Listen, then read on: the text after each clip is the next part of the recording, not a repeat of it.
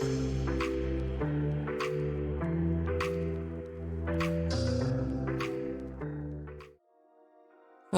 it's me, French Ted, and we are here for episode number 91, I think. We're on the road to 100, and I'm very, very excited to get there. Putting those 3 numbers on the thumbnail, gets me excited. But before that, we've got 9 more episodes to go, so let's focus on 91 while we're here. And in this one, got some spicy stuff. It's 1 week until Battle of the Belts. Battle of the Belts is week 1 July. It will happen in between Dynamite and Collision, so it'll be a bumper episode in the next one. I'm going to try and keep it trim when it comes to going through the Dynamite and Collision shows of that week, just because that's a lot to pack in. But yeah, in this one, we find out who will be facing Keith Lee at the... No, we don't. We already found that out, didn't we? Wait. We already found that out. It was Darby Allin. Don't worry. I'm getting my notes mixed up. We're on 91, not 90. Here we go. In this one, Jon Moxley continues his open challenge ahead of the Battle of Belts match, which has been confirmed to be QT Marshall. But of course, it might not necessarily be Jon Moxley, because if he keeps up these challenges, then he could lose and someone else will take his place. We've also got a fun main event tonight. Daniel Garcia has challenged Nick Jackson, the guy who's been running his mouth about the light heavyweight division, you could say. MJF and Matt Cardona prepare for their tag team match. And over on Collision, we've just got some great matches, including a Rebecca Knox title defense, or hopes to defend, against Mizuki. So that should be fun as well, a bunch of other stuff happening in between and around. But let's stop teasing, let's just get straight into it. We are here in the pre-show, and we've got the team of Luchasaurus, the Butcher and the Blade taking on best friends Trent Beretta, Rocky Romero and Chucky T. And in a bout that had decent wrestling but not much heat, the best friends get the win. Trent Beretta pins the Blade with a tornado DDT. 64 overall, nothing amazing about this one. Best friends all averaging around the same, and yeah, this just being a little bit poorer. The Butcher, of course, still going strong. I mean, I think this is the longest he's gone in any save I've done where he hasn't retired, so well done, Butcher. After this, though, we've got some tag team action. It is Bullet Club Gold's AJ Mendez and Saraya taking on the team of Kyrie and Billy Starks in our final pre-show match, and it is the team of Kyrie and Billy Starks that get the win. They defeat AJ Mendez and Saraya of Bullet Club Gold. Not much luck on BC Gold side as of late, because I believe Chris Bay has been losing quite a lot on AEW Dark. He's been having a back and forth with El Hijo del Vikingo, just because they get mad numbers. And I'm trying to see what Vikingo can do. Do you know what I mean? Like, trying to get him to the point where his pop's good enough that he could maybe, have a run in the company. I don't know. Either way, let's jump straight into the main show, where Jon Moxley opens with his open challenge and is defending against a Ring of Honor talent, someone that I don't think you guys are aware has signed to Ring of Honor. So this is a nice little debut on our series. It is the one, the only Nick Nemeth, and in a good opening match, Jon Moxley gets the win. He defeats Nick Nemeth in 25 minutes with a paradigm shift, and Jon Moxley makes defense number 5, racking up those defenses of his world heavyweight title. That's very harsh for Nick Nemeth, and 60, he's better than that. But it just seems like we bring the WWE guys over and they struggle. AJ Styles struggled and he went straight to Ring of Honor. Shinsuke struggled and he got released. Thankfully, Volta is not struggling. But yeah, maybe signing WWE talent isn't the way to go. Who knows? Following on from this, though, QT comes out to applaud Jon Moxley. He kind of just stands at the ramp and just says, great win again, Moxley. Very proud of you. Next week, though, please rest up. No Dynamite defense, because you're going to need all of that energy for Battle of the Belts. And he kind of just laughs and walks off, and everyone's like, why is QT Marshall the one, antagonizing Jon Moxley of all people? I don't know, but that match is confirmed and it is now happening. Moxley will not be defending his title at Dynamite next week. He will be resting up for Battle of the Belts, which in my series is its standalone TV special. I think it's the Friday. So you got Wednesday, Thursday off, Friday, and then Saturday Collision. So it's its own little special event. 95 though, I'll take that. Was a star in this segment. Good old Mox. Following on from this though, I think we've just got a regular one-on-one. We do. And it is the two masked men, El Generico taking on Teton. And an bout that had good wrestling and a decent reaction from the crowd, better than the Jon Moxley title defense. El Generico gets the win with a brainbuster in 11-11. Make a wish, guys. El Generico with a 79, really good. Teton with a 68, not too bad. And then, of course, the color commentary is just killing it. After this, though, we head backstage and RJ City is talking to Daniel Garcia regarding the main event match tonight with Nick Jackson. And Garcia just says that he just wants to show Nick what, the light heavyweight division is all about. Nick's decided he wants to come in and compete for the championship. I've been, a long-standing champion in this division. Brian, he's one of the greatest to ever do it, is the current champion. If Nick wants to enter our world, then so be it.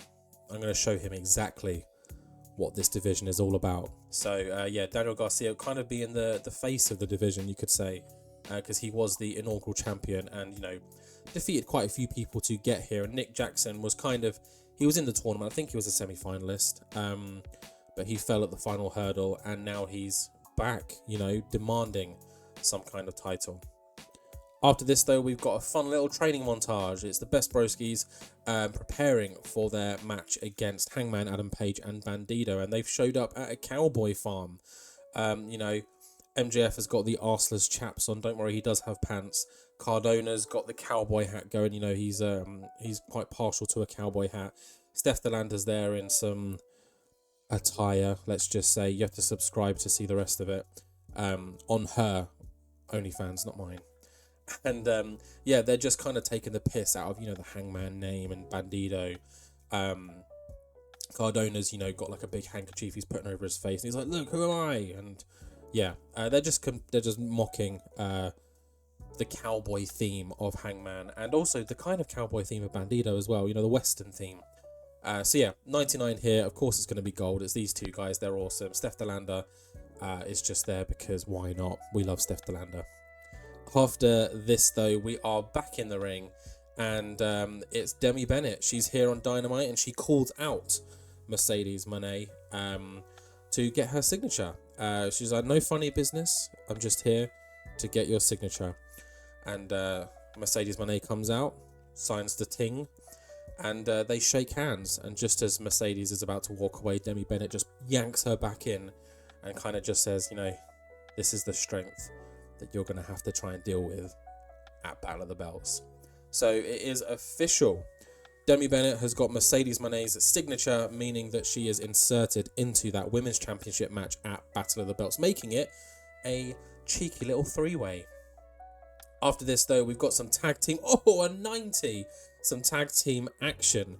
It is Aussie Open taking on 2/3 of the Roberts family, FTR. And in a bout that had great wrestling and a decent reaction from the crowd, Aussie Open get the win. They defeat FTR in just over 20 minutes when Mark Davis gets the win with an airplane spin. Okay, that rhymed as well. Well, hey. A huge win here for Aussie Open. They seem to be on a roll as of late. And FTR, they're a little bit annoyed. Jake Roberts is ringside, just kind of like, "Oh, what the hell? Like, come on, guys." But he's a little bit more upbeat than he was with Lance Archer.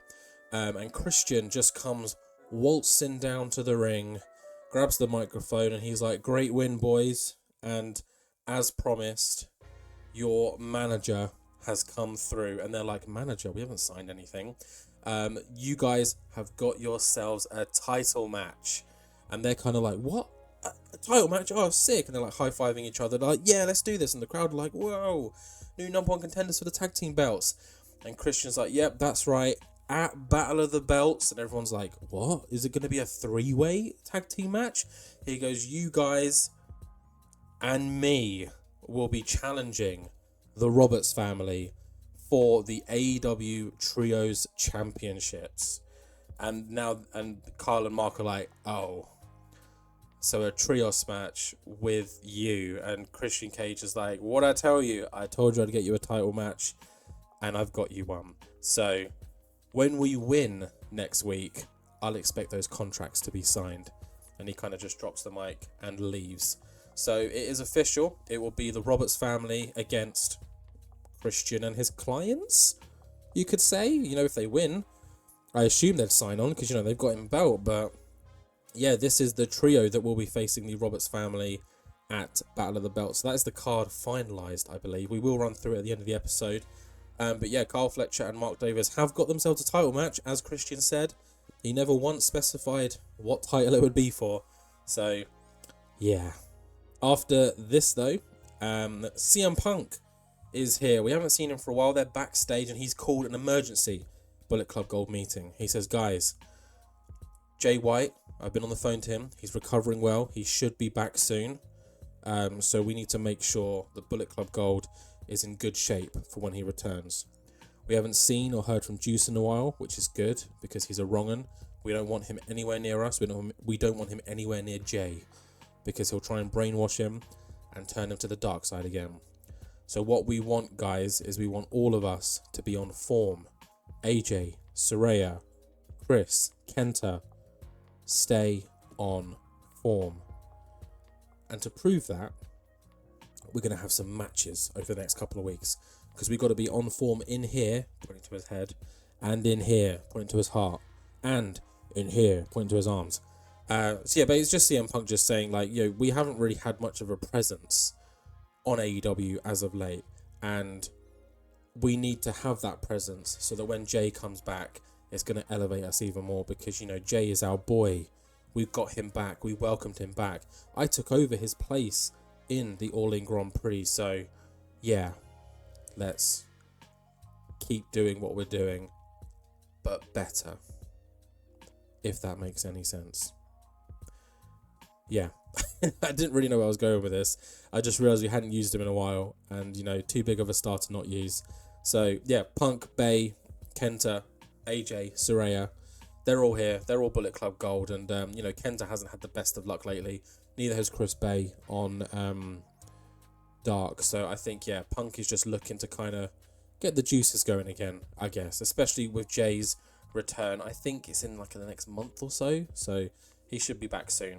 Hopefully stronger and better than ever. Before this, though, we've got one final segment before our main event, Nick Jackson taking on Daniel Garcia, and it's a bit of a weird one. Ricky Starks is, you know, backstage minding his own business when he spots Volta, you know, kind of in his suit looking sharp, and he just hits him up and goes, "Hey, Volta, hey, big man, hey, what's going on? I got an idea. You know, don't say anything yet, but I like how you do you in the ring. I like how I do me as well, and I'm sure you've seen what I can do in the ring. I'm thinking Volta, Starks, we link up, we team up. What do you think? Actually, don't let me know. Here's my number. Take it, think about it. I'll see you next week." And Ricky Starks just kind of walks off. So it looks like Ricky Starks is trying to headhunt Volta into being a tag team or some kind of alliance. And, you know, if you want anyone on your side, I'm sure it's Volta. I mean, come on, he's a bit of a beast. So yeah, interesting to see what's happening here. And obviously the Absolute Daddies storyline has started. So yeah, having a bit of fun with this one. But that does lead us to our main event. It is Nick Jackson taking on Daniel Garcia. Nick Jackson name dropping Garcia in recent weeks, talking about how the light heavyweight division has been stale and boring, and Nick Jackson's here to shake it up and win the belt. And Daniel Garcia has obviously taken that personally, taken offense to that. He's very proud of being the inaugural champion and having his, you know, matches with Bryan Danielson. So yeah, let's just see what happens. Nick Jackson, Daniel Garcia, main event of Dynamite. Let's do this. A 79? A 79? That doesn't make sense. Someone make that make sense. Hold on a second. In a bout that had superb wrestling, my favourite word, and good heat, Oh, I mean, Nick Jackson gets the win. Let's just get that out of the way. Just shy of 18 minutes of a 450. Nick Jackson, an 88. Daniel Garcia, an 89. This match got the crowd buzzing. 79. How? Odd heel face, no one cares about that. Is that it? Just because of the low heat of the storyline? Oh, that's just silly. Either way, let's finish the show. Nick Jackson won, so he's clearly proven that he belongs in this division. Yeah. Nick Jackson debuted a new spot that was great heel heat. Okay, cool, nice one. But it still got 79. But we got an 87 overall, so who cares? I mean, let's be honest. We got a 90 rated tag match as well. I forgot about that. But yeah, great show again. As always. Dynamite's looking good. Our card, I believe, for Battle of the Belts has been finalised. We will confirm that at the end of Collision. Speaking of Collision, let's not waste any more time. Let's just jump straight into the show because I just want to get there. I want to get to Collision, then I want to get to Dynamite, then I want to get to Battle of the Belts because I'm very excited. Okay, I'll see you guys in a sec. Okay, and here we are for Collision. In front of 10,000 people. I think Dynamite was 11,000, so clearly Dynamite is still the more popular of the two, I'd say. But we've got one pre-show match, and that is this one. It was meant to be on the main card, but we ran out of time, so pre-show town it is.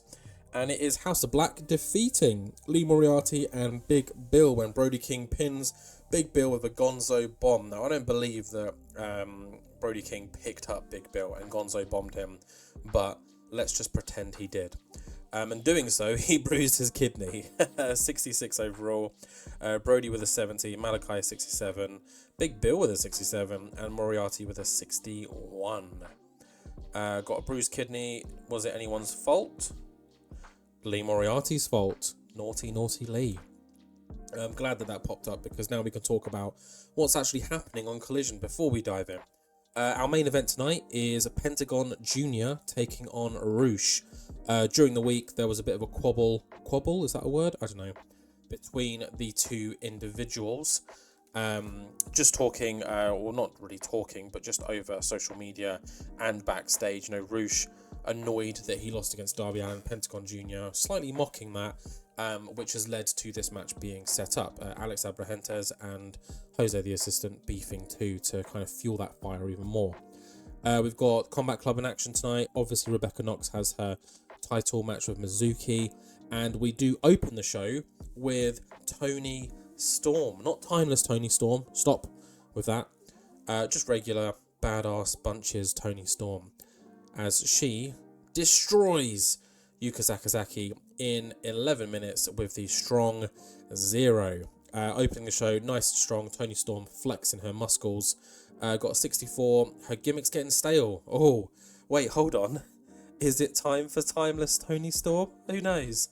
No, I'm not doing that. I don't think I could do that gimmick justice. So I'll look to change her gimmick. I'll make a note somewhere at some point and update that ahead of Battle of the Belts. But Yuka Sakazaki with 72. Love Yuka. Great performer. 74 overall. Great way to open the show. And post-match, Demi Bennett just comes down to applaud Toni Storm for her win. Gives her a little wink and says, more of that, please, at Battle of the Belts. And Toni Storm's like, this belt's mine. I'm taking this belt. Finally. Was it 4th attempt now? Or something like that? I don't know. But yeah, nice little segment there. Following on from this, I believe we go backstage where Jon Moxley is at Collision. Just comes in, Zack Sabre Jr., Wheeler Yuta, they're kind of still, nattering between the two of them, and Moxley just kind of bursts in and he's just like, right, Zack, you are not interim leader of TCC. Wheeler, you are not interim leader of TCC. And you can see Shane in the background's like, hold on a second, this is my moment. And Moxley goes, Shane, you'd never be considered as the leader, interim leader of TCC. Moxley goes, I am in charge here, whether I'm here or whether I'm on Dynamite, okay? So put all this crap to the side and focus on your match for tonight. And then Moxley kind of just like leaves. And they're like, oh, well, that settles it then. So Tonight we do have Zack Sabre Jr. and Wheeler Yuta in action. Tag team action, might I add. Shane Haste, he's not in action, let's be honest. Poor Shane. But yeah, great segment. It's Jon Moxley. What do you expect? After this, though, I believe it's Darby Allin. Yep, Darby Allin confronts Kenny Omega backstage with Sting. And Darby Allin just says, look, Kenny, I know that you and Keith Lee have got your issues. I know that he ruined your crowning moment and he's now challenging you for the all-out main event spot. But next week is my moment. It's not your moment. So I'm telling you, steer clear of my match with Keith Lee next week. Okay? And Kenny's like, fine. No problem. As you wish. So, Darby Allin sending a message to Kenny just being like, yo, I know he interfered in your match and cost you the title, but no shenanigans, mate. Alright? Darby Allin wants to win this fair and square. After this, though, we stay backstage even more. Don't worry, there is wrestling on this show. And it's Hook and Renee. I forgot Renee existed. I'm not going to lie. I've been using RJ all this time. When we've got Renee, who gives better ratings. Renee is talking to Hook, and she says, Hook, you have been on an incredible run. You haven't lost a single match this calendar year. We're over halfway through the year now, and you are still undefeated and still the FTW World Champion. What's going on? How's life? And Hook's just like, Renee, I've been thinking, and you're right. I haven't lost in a very, very long time. In fact, I've got a better win rate than most of the people getting opportunities at other titles. So after I defend the FTW title at Battle of the Belts, I think I'm going to start looking beyond this title. And then Hook just walks off, and Renee's like, oh, well, there you have it. So it looks like Hook is maybe looking past the FTW title after next week. Very, very exciting to see where he goes with that and what he does. But yeah, nice 88. Renee's got really good microphone skills. Hook's got an insane amount of charisma. So pair that together, and it's a dream. But we do go into the ring now. Finally. Rebecca Knox is in the ring. Mizuki's making her way down. It is a women's international title match. And of course, Rebecca Knox gets the win. Her first defense since becoming the women's international champion. Rebecca Knox with a 76. Mizuki with a 57. Mizuki's insane in ring, but of course it's her popularity that lets her down here. But either way, a 75 overall. Can't complain. I'm not going to complain. Great win for Rebecca Knox. After this, though, we do have another match. But before we have that match, we're actually going to let one of the competitors know that he's got a match. Hangman Adam Page is backstage with his World Tag Team Championship partner and says to Bandido that he has arranged this match. Sorry to spring it on you last minute, but nothing like the element of surprise. Keep you on your toes. I've scheduled a match for you, so head down to the ring. This should help prepare you, get that rust off that I've noticed recently, and get you ready for our tag team title match next week. So off your pop, mate. So Bandido's like, what? I've got a match? What? So he's barely got his knee pads on. So Bandido is heading down to the ring now as he has been chosen to face Ilya Dragunov. And an 85, my goodness. In a bout that had good wrestling and a decent reaction from the crowd, it's Ilya Dragunov that gets the win. He defeats Bandido in 16 minutes with the Torpedo Moscow. Bandido with an 80, which ain't too bad. Dragunov with a 77, which is decent. Got the crowd buzzing. An 85, my goodness. And Bandido loses. And Hangman Page just stood there ringside like, oh no. Like he looks so devastated. And Bandido is, in the ring like, sorry. And Hangman just leaves him there, just walks off, and he's like, oh, can't be doing this right now. Poor Bandido. He's Hangman Page has just been a bit of a dick, isn't he? So, yeah. After this, though, we do stay in the ring. Told you there was more wrestling. It is tag team action, and it is the Combat Club, TCC, taking on the Kingdom. And 79, I'll take that in a decent match. It is the Combat Club that get the win again. Zack Sabre Jr. makes Matt Taven tap with an Article 50. Zack Sabre Jr., of course, head and shoulders above everyone else, looks amazing. An 88, Wheeler with a 74, and then the Kingdom just being the Kingdom, I guess. 79 overall, winner. Before we head to that main event of Roosh and Pentagon Jr., though, we do have a little interview with the one and only Keith Lee. And Keith Lee is talking to Renee, and just to summarize what he says that Kenny Omega knows that he can't beat me, which is why he's so obsessed with trying to beat me. I've got that boy in the palm of my hand, and when I'm ready, that's when I'm going to strike, and I'm going to take his main event spot. And Darby is no concern. Look at him. And that's pretty much all he says. You know, he kind of very cocky man, this guy is, you know, just like, you know, he's not scared of Omega. He's beaten him once, he can beat him again.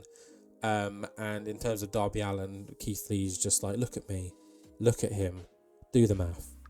So yeah, it should be an interesting match next week. Darby Allin and Keith Lee for that international title. Can anyone beat Keith Lee for that title? Who knows? But before that, we have got main event. Someone who could have faced Keith Lee for the title if he had beaten Darby Allin. That is Roosh taking on Pentagon Jr., a former one half of Tag Team of the Year, the Lucha Brothers. 80, again, what's with these what's with these main events being lackluster? This should have been baller. Okay, either way. In a bout that had great wrestling and good heat, it is Roosh that gets the win. He defeats Pentagon Jr. with the La Lanza. Roosh with an 89 and Pentagon with an 80. And Pentagon and Alex Abrahentes have got great chemistry. Of course they do. Anyone with a mask in this boy gets a fucking hard on, doesn't he? Either way, great win for Roosh. You know, gets him back on track, gets that momentum going again. And yeah, solid main event, you could say. Yeah. Let's finish the show. And 84, it's fine, it's great, it's green. So, well, hey. Yeah, very surprising win here, or very surprising result. I mean, 85. Toni Storm gets some good momentum ahead of that match with Demi Bennett and Mercedes Moné. Darby Allin, you know, not threatening, but being like, yo, back up, boy, to Kenny Omega. Hook is probably the most surprising thing to come out of tonight, saying that he is looking to go beyond the FTW title soon. I mean, it seems like that's just Hook land, isn't it? So interesting to see what avenue he takes. You know, he talked about having a better record than those that have had opportunities for titles. What he means by that, I'm sure we'll find out more next week. But yeah, you know, solid show. So let's just quickly get my notes up, and we will run down the Battle of the Belts card just so that you all know what's going on.